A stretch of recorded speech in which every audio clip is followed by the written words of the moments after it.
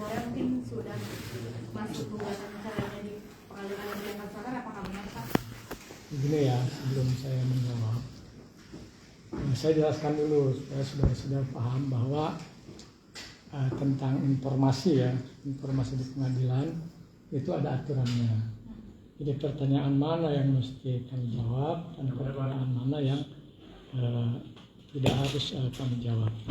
Jadi mengenai standar pelayanan informasi publik itu di pengadilan diatur oleh namanya SK, Surat Keputusan KMA, Ketua Mahkamah Agung. Itu nomor 2 ya, Strip 144 KMA SK 8 Romawi 2022, yaitu tentang standar pelayanan informasi publik di pengadilan. Nah, jadi ada pertanyaan-pertanyaan bahkan permintaan-permintaan yang wajib kita memenuhinya. Di antaranya misalnya ya, informasi tentang register. Saudara boleh tanya. Boleh saudara selidiki register. Nah, kemudian tentang juga data statistik perkara. Data statistik perkara ini ada perkaranya ada berapa, gugatan ada berapa, permohonan, ya. Kemudian tentang jenis perkara juga ada gugatan, permohonan, gugat cerai, kemudian juga gugat talak namanya ya, cerai talak. Itu tidak boleh, ya. Jadi nggak semua di pengadilan agama itu tertutup. Bahkan kalau ada yang nanya seperti tadi itu, ya wajib kami memberikan informasi. Itu. Gitu ya. Baik Pak. Betul Pak. Terima kasih Pak. Terkait informasi itu Pak gimana Pak? Informasi apa? Jawab tanya yang tadi apa? Ya tadi pertanyaan. Gugatan dari Raisa Andriani. Gugatan perceraian pasangan Raisa Andriani dengan Hamisdo. Apa betul ada di sini Pak? Yang nama yang tadi saudara sebut itu, saya tidak sebut namanya, memang itu sudah ada. Ada masuk daftarnya itu tanggal 22 kemarin ya. 22 bulan Oktober 2025. Itu perkaranya sudah didaftar, ada di register kami ya. Kalau nama-nama itu yang sudah atau pihak-pihak itu yang sudah sebutkan. Kemudian sidang pertama nanti itu tanggal 3 November. Tanggal 3 November 2025. Jadi gugatannya gugat cerai atau talak cerai Pak? Gugat cerai. Oh berarti pihak perempuan yang mengajukan Pak ya? Iya. Betul. Diajukan oleh kuasa hukum atau secara online atau bagaimana? Untuk era sekarang pengadilan itu pendaftaran semua melalui online, namanya e-court, electronic court pengadilan ya, diajukan oleh kuasa hukum. Kuasa hukum yang mengajukan saya.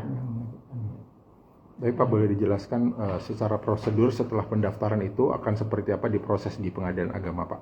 Ya. Prosedurnya saja Pak. Pertanyaan saya pasti boleh dijawab nih Pak. Ya boleh. Kalau itu boleh. Itu karena tahapan. Iya betul Pak. Tahapan boleh ya.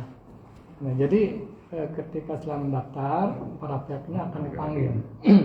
Ditetapkan majelisnya siapa oleh ketua, kemudian majelis itu ketuanya akan membuat penetapan dari sidang atau KS.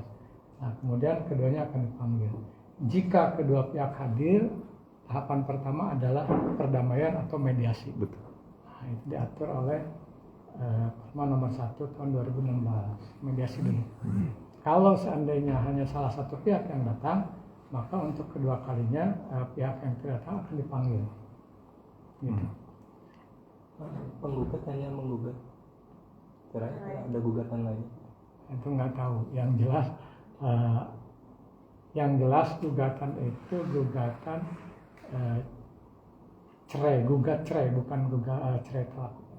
Gugat cerai. Isinya saya tidak tahu, kan saya tidak buka.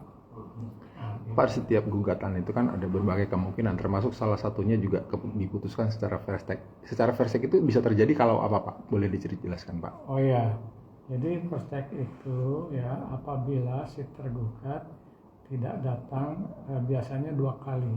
Ya. Sebenarnya bisa 1 kali, itu diatur oleh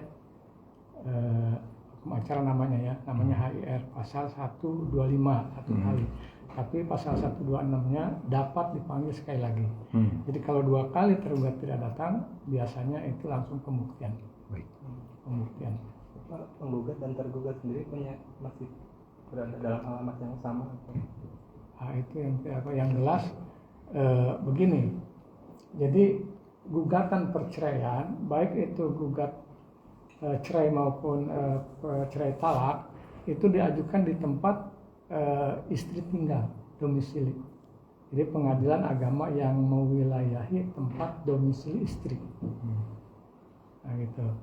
Istri di mana tinggal, yang saudara tanyakan ini, kita tidak kasih tahu. Ya bisa jadi salah orang kan, bisa jadi aja salah. Ya, salah artinya digugat di tempat suami, gitu. Karena memang ada ya yang seperti itu, misalnya istri tiba-tiba kabur tanpa izin suami, itu bisa digugat tempat suami. Oke, terima kasih Pak. Baik, terima kasih banyak Pak. Cukup.